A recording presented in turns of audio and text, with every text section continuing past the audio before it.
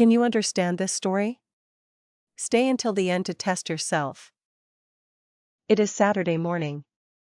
Anna goes to the market. She takes a big bag with her.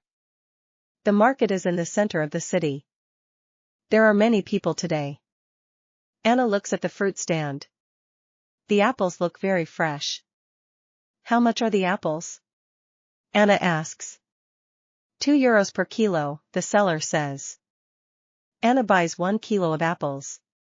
She also sees oranges and bananas. Anna buys 3 bananas. Next, she walks to the vegetable stand. There are tomatoes, carrots, and onions. Anna needs tomatoes for her salad. She buys 4 big tomatoes. Would you like anything else? The woman asks. Yes, I also need some carrots, Anna says. The woman puts the carrots in a bag. That is €3.50, she says.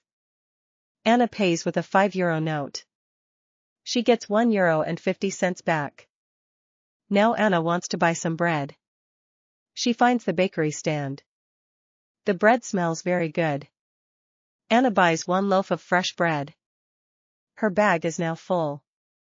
Anna walks home slowly. She is happy with her shopping. Anna loves going to the market every Saturday.